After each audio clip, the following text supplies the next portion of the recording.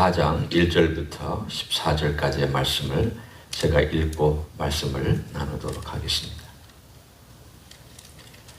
여호와께서 모세에게 말씀하여 이르시되 나병 환자가 정결하게 되는 날의 규례는 이러하니 곧 그 사람을 제사장에게로 데려갈 것이요 제사장은 진영에서 나가 진찰할지니 그 환자에게 있던 나병 환부가 나았으면 제사장은 그 정결함을 받을 자를 위하여 명령하여 살아있는 정결한 새 2마리와 백향목과 홍색 실과 우슬초를 가져오게 하고 제사장은 또 명령하여 그 새 하나는 흐르는 물 위 질그릇 안에서 잡게 하고 다른 새는 산채로 가져다가 백향목과 홍색 실과 우슬초와 함께 가져다가 흐르는 물 위에서 잡은 새의 피를 찍어 나병에서 정결함을 받을 자에게 7번 뿌려 정하다 하고 그 살아있는 새는 들에 놓을지며 정결함을 받는 자는 그의 옷을 빨고 그 모든 털을 밀고 물로 몸을 씻을 것이라. 그리하면 정하리니 그 후에 진영에 들어올 것이나 자기 장막 밖에 이래를 머물 것이요 7째 날에 그의 모든 털을 밀 때 머리털과 수염과 눈썹을 다 밀고 그의 옷을 빨고 몸을 물에 씻을 것이라. 그리하면 정하리라. 8째 날에는 그는 흠없는 어린 순양 2마리와 1년 된 흠없는 어린 암양 1마리와 또 고운 가루 10분의 3 에바에 기름 섞은 소재물과 기름 1록을 취할 것이요 정결하게 하는 제사장은 정결함을 받을 자와 그 물건들을 회막 문 여호와 앞에 두고 어린 순양 1마리를 가져다가 기름 1록과 아울러 속건제로 드리되 여호와 앞에 흔들어 요제를 삼고 그 어린 순양은 거룩한 장소 곧 속죄제와 번제물 잡는 곳에서 잡을 것이며 속건제물은 속죄제물과 마찬가지로 제사장에게 돌릴지니 이는 지극히 거룩한 것이니라. 제사장은 그 속건제물의 피를 취하여 정결함을 받을 자의 오른쪽 귓부리와 오른쪽 엄지 손가락과 오른쪽 엄지 발가락에 바를 것이요. 아멘. 오늘 우리가 읽은 이 레위기서 14장은 이제 나병에서 나은 사람이 나병에 나았다라고 선언을 받는 혹은 나병을 낳은 바로 그날로부터 일주일과 그리고 8일째 행하는 예식에 대하여서 설명하고 있습니다. 그런데 오늘 여기서 여러분이 쭉 읽으면 상당히 복잡하다. 무슨 절차가 이렇게 많은가? 그냥 제사장이 너 나았다 이렇게 선언해주면 되는 것이 아닐까 이렇게 생각할 수 있습니다. 근데 왜 그렇게 한 것인가에 대하여서는 우리가 조금 있다가 더 나누겠지만 먼저 간단하게 이 하나하나 과정이 영적으로나 우리에게도 의미가 있기 때문에 한번 쭉 훑고 지나갑니다. 그날 오늘 본문에 보면 백향목과 그리고 홍색 실과 우슬초 이 3가지를 가져오고 새 2마리를 가져와라 그렇게 명령을 했습니다. 백향목은 아마도 가지를 의미하고 백향목의 향기라든가 백향목이 치료에도 그 당시에 쓰였으니까 아마도 이것은 치유와 관련된 그런 것이고 홍색 실은 피와 관련된 것이고 그리고 우슬초는 항상 피를 뿌릴 때마다 쓰였던 정결의식에 쓰였던 그런 깨끗한 어떤 풀이었습니다.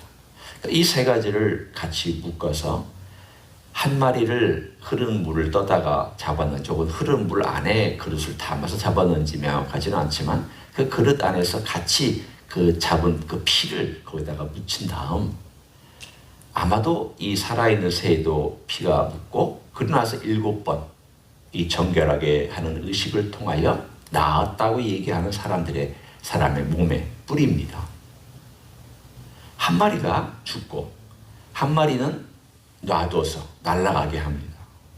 이 죽은 것은 물론 정결한 피를 위해서 하는 의식이긴 하지만 이 1마리 죽은 새는 이 나병에 걸렸던 사람의 과거를 상징합니다. 내가 나병에 걸렸던 것이 이렇게 이제는 끝났다, 죽었다. 그리고 1마리 자유롭게 된 새는 이제 나는 이렇게 자유롭게 되었다.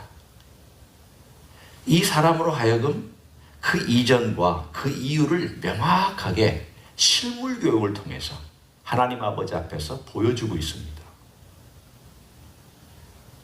제가 병원에 입원할 때에도 퇴원 전과 퇴원 후가 다릅니다. 병원에 입원해서 한 달 있을 동안에 물론 며칠 안 남았다고 생각했을 때에는 하루하루를 손꼽아 기다렸죠. 몸이 좀 건강해지니까 병원에 있는 것이 지루해졌습니다. 아플 때에는 치료할 틈이 없습니다. 그러나 나으니까 몸이 좀 회복되니까 언제 나가지? 의사가 언제 나가라고 선언해 주지? 그러면서 의사에게 늘 얼마쯤 되면 나갈 수 있을까요? 여기에 나오고 있었던 림프액이 줄어드는 걸 보면서 어느 정도 줄어야 제가 이제 건강하게 나가서 그래도 밖에서 좀 생활할 수 있을까요? 의사가 조금만 기다리라고, 조금만 더 있으라고. 이렇게 하루하루를 지나면서 어느 정도 딱 되면 의사가 가도 된다라고 선언을 해주는 그 순간 얼마나 그냥 막 모든 짐들이 쫙 내려가는 그 기분이 있었던지, 야, 나도 이제 다시 길거리 나가는구나. 나도 다시 차를 타고 집에 갈 수 있구나. 집에서 집밥을 먹을 수 있구나. 이 모든 기대들이 다가오니까 얼마나 그 순간, 바로 그 직전과 그 직후의 그 순간이 얼마나 새롭고 완전히 그 이전과 그 이유가 달라졌는지 지금도 그때 그 기분을 생각하면 느낄 수 있습니다. 오늘 여기에 이 사람도 똑같습니다. 지금 어느 날 보니까 나병이라는 도저히 나을 수 없는 것 같은 이 나병이 하나님의 은혜로 나았습니다. 너무 기분이 좋았습니다. 헐레벌떡 찾아와서 제사장에게 나 나았다고 한번 봐달라고. 이게 나은 것 같은데 내가 모르겠다고. 한번을 자세히 관찰하던 제사장이 너 나았다. 그러나 이 나은 것에 대하여 우리가 정결의식을 거행해야 되니까 이거 가져와. 이 사람이 이것저것을 준비해 옵니다. 백향, 홍색 실도, 새도, 그리고 우술초 준비해 오면서 야, 정말 얼마나 기분 좋게 이것을 준비해 왔겠습니까? 흥분됐죠. 이제 내가 다시 집으로 돌아간다. 내가 다시 사회로 돌아간다. 다시 일터로 돌아간다. 그 과정 속에서 한 마리가 죽고 그 피가 뿌려지고 한 마리는 날아서 가는 것을 보면서 저게 나였구나. 저게 나였구나. 죽은 저 새는 나였구나. 날아가는 새는 앞으로 나구나. 내가 저렇게 자유롭게 살 것이구나. 그리고 나서는 몸에 있는 털을 다 밀고 그날, 그래서 일주일 동안 기다립니다. 7일째 몸에 있는 털을 다시 한번 다 밉니다. 그리고 나서 8일째 제사를 드립니다. 오늘 여기는 화목제물만 빼고 5가지 중에 4가지 제사를 다 드립니다. 속건제, 속죄제, 번제, 소제. 소제는 같이 번제하고 드리는 것이니까 4가지를 드립니다. 이 중에서도 속건제는 수령 한 마리를 드리는 이것은 가난한 자나 부한 자나 똑같이 하나님이 타협하지 않으셨습니다. 좀 특이한 면이 있는 그러한 제사입니다. 속죄제야 우리가 이해하고 번제야 우리가 이해하지만, 아니 왜 속건제일까? 이 사람이 무슨 성물을 건드린 것도 아니고 다른 사람에게 피해를 준 것도 아닌데 뭐 물건을 훔치지도 않았고 남의 물건을 강탈해서 가져가지도 않았는데 왜 속건 제물을 드리라고 한 걸까? 거기에는 이유가 있습니다. 이 사람이 이 병에 걸리는 동안에 농사도 못 지었습니다. 활동 못 했습니다. 이 사람의 모든 것들, 경제활동도 또는 하나님의 땅에 와서 하나님의 성전에 찾아와서 드려야 될 모든 것들 다 못했습니다. 그 중에 특별히 11조와 첫 소재, 첫 하나님께 드리는 이 생산에서 첫 열매들, 곡식들 못 드렸습니다. 그게 이태면 이태 동안 혹은 10년이면 10년 동안 쌓여왔습니다. 그러면 결국은 하나님의 나라의 이 전체 경제 규모를 우리가 따져봤을 때에 내가 드리지 못함으로 그 부분이 비어있는 겁니다. 하나님께 손해를 끼친 셈이 됩니다. 속건 제물은 항상 손에 끼친 것과 연관되어 있습니다. 내가 11조를 안 드리고 내가 활동을 못함으로 첫 소산물을 못 드렸기 때문에 하나님 경제에 손해를 끼친 것에 대하여 너 속건 제물을 드려라. 그래서 속건 제물을 오늘 본문에 드리도록 되어 있습니다. 자, 1년의 이런 쭉 과정들을 우리가 한번 살펴봅니다. 그런데 앞부분에 7일 동안의 이런 예식은 대부분의 경우는 다는 아니고 명확하게 자르기가 어렵지만 신체적인 부분과 연관되어 있는 종교의식이고 8일째 드리는 것은 하나님과의 관계 혹은 영적인 관계에서 회복되는 그런 내용하고 연결이 되어 있습니다. 왜 하나님께서는 7일 동안에 있는 이 예식도 8일에 있는 예식도 다 하라고 말씀하셨을까? 거기에는 하나님 아버지의 뜻이 있습니다. 그 뜻은 뭘까? 하나님께서 한 사람을 회복시켜서 공동체 안에 집어넣고 그를 건강하게 다시 한 사람으로 집어넣었을 때에는 그의 몸과 영혼의 전체의 전인격적인 것에 대한 회복을 하나님께서는 항상 염두에 두고 있습니다. 내가 너에게 있는 이 관심은 단순히 경제적인 활동만이 아니다. 신체적인 건강만이 아니다. 나와의 관계에서도 너는 어느 것 하나 빠짐이 없이 다 처리하고 깨끗하게 청산해야 된다. 마치 한 마리의 작은 새가 죽고 한 마리의 또 다른 작은 새가 날아가서 완전한 자유와 완전한 죽음이 있었던 그러한 일들이 있었던 것처럼 너의 과거에 대하여 너가 행해야 될 청산하고 그리고 회복해야 될 것 완전히 회복하고 내 관계나 이웃과의 관계나 그리고 너의 신체적인 모든 면에서 전인적인 회복과 전인적인 건강을 유지하는 것을 나는 항상 원한다. 하나님은 우리 인생에 대하여 원하시는 것을 오늘 본명이 이 한 회복하는 과정 가운데서 다 보여주고 있습니다. 물론 어떨 때는 아픈 것이 찾아옵니다. 약한 부분이 있습니다. 또 하나님이 그런 약한 부분과 힘든 부분들을 사용하셔서 그분의 뜻을 나타내 주시기도 합니다. 그러나 제가 일반적으로 얘기하는 것입니다.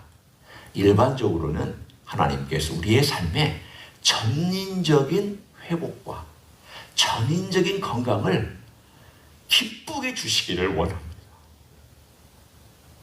하나님은 우리의 삶 가운데 정말 이 모든 것에 대하여 참 좋은 아버지입니다.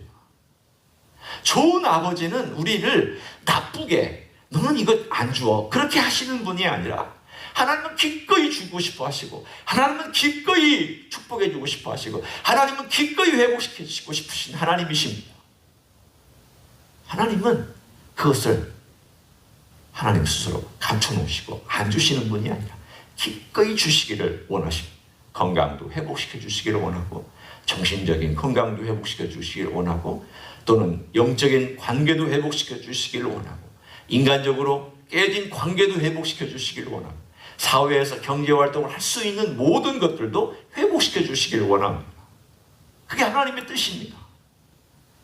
이런 하나님의 뜻이 있다면 오늘 하나님께서 한 사람이 완전히 소외되고 어려움과 어둠 가운데 있다가 이제 다시 빛으로 들어올 때에 이 일련의 과정 속에서 깨우쳐 주시는구나. 나병을 앓았던 사람들에게 이 과정 속에서 깨우쳐 주시는구나. 너 다시 돌아간다. 다시 돌아갈 때에 네가 그동안에 너무 자연스럽게 이었던 것을 다 잃어버리지 않았느냐. 너 그때에 이것 좀 했으면 내가 이렇게 했었어요. 이렇게 했었어야 되는데 내가 이렇게 못했구나. 감사도 못했구나. 뭣도 못했구나. 아픈 동안에 그걸 다 생각했을 거예요. 사람은 아픈 가운데서 자기가 하나님을 제대로 섬기지 못한 것도 생각하고 자기가 잘못한 것도 생각하고 그렇습니다. 아마도 이 한 사람을 우리가 특정해서 어떤 나병 환자가 그런 과정을 밟았다면 이 8일의 기간 동안에 그 사람은 다시 하나님을 관계를 생각하면서 이렇게 결심할 것입니다. 하나님, 제가 이제 하나님을 제대로 섬길게요. 하나님, 앞으로는 제가 나은 다음에는 하나님께 이렇게 살아갈게요.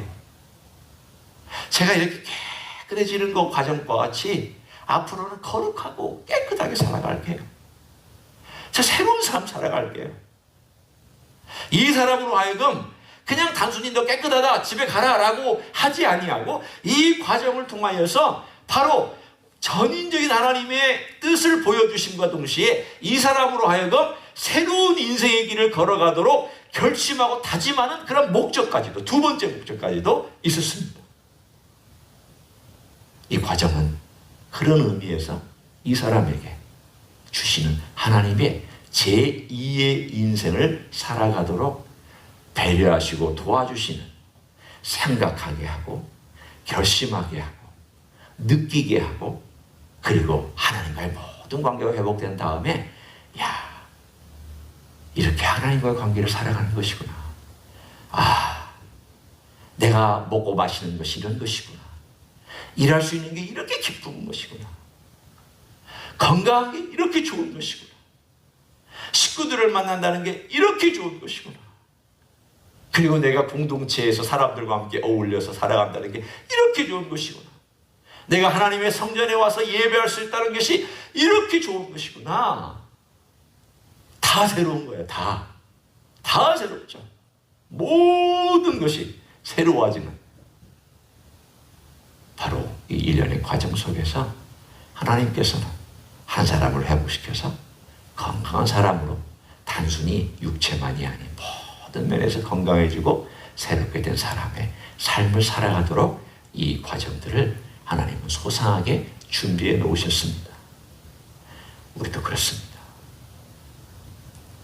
우리의 나병까지는 걸리지 않지만 아픈 어떤 과정이 있을 수 있죠. 또는 시련이라는 과정이 있을 수 있습니다. 옛날에 저는 수술한 적도 있고, 그 전에 우리 집사님처럼 위가 안 좋아서 아주 고생한 적도 있어. 또 지금의 우리는 이 팬데믹 때문에 고생하고 이것이 언제 끝날지도 모르는 이 긴 과정을 밟아갑니다. 이 과정 속에서 오늘 14장을 보면 이건가? 이게 아닌가? 이게 아닐까? 하나님께서 우리에게 과거에 생각하지 못했던 걸 생각하게 하시고 내가 감사해야지. 일할 수 있는 것 때문에 감사하고, 건강한 것 때문에 감사하고, 예배드릴 수 있는 것 때문에 감사하고, 만날 수 있는 것 때문에 감사하고, 다 감사 조건이구나. 앞으로 하나님께서 또 다른 회복을 주신다면 이렇게 살아야지. 이런 삶을 걸어가야지. 하나님과의 관계에서나 인간과의 관계에서나 나와의 관계에서 새로운 삶을 살아가야지. 하나님이 주신 멋진 생각하고 결단하는 기회인 줄로 믿습니다. 그런 은혜를 주시는 이때에 여러분의 삶에 놀라운 은혜가 넘치기를 예수님의 이름으로 간절히 축원합니다. 기도하시겠습니다. 하나님 아버지, 고맙습니다.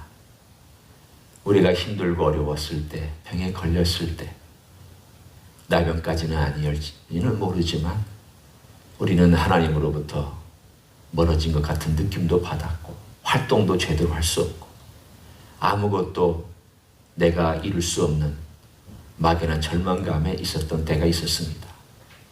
그렇지만 주님께서 우리의 기도를 들으시고 우리를 회복시켜 주시며 또 회복시키는 과정 가운데 두셔서 하나님을 제대로 섬기게 해주시는 것을 감사를 드립니다.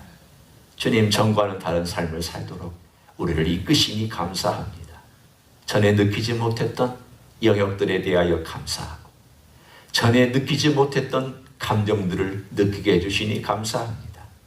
전에 보지 못했던 관계들을 보게 하시니, 전에 느끼지 못했던 내 허물들도 또한 느끼게 해주시니 감사를 드립니다.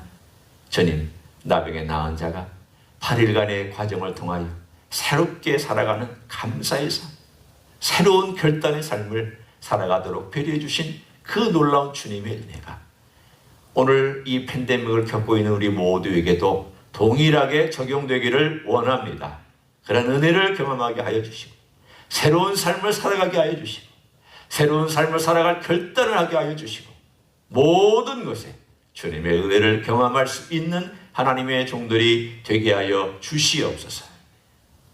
이제는 우리 구주 예수 그리스도의 은혜와 하나님 아버지의 극진하신 사랑과 성령 하나님 교통하심의 역사가 우리에게 주신 어려움이 새로움을 경험하게 하는 기회가 될 줄로 알고, 오늘도 주님의 은혜 가운데서 걸어가기를 소원하는 가정에서 예배드리는 종들 위에와 이 자리에 참여한 종들 위에와 주임지 히스교회 이민교회들과 한국교회들과 선교사님들 위에 이제로부터 영원히 함께 하실지어다.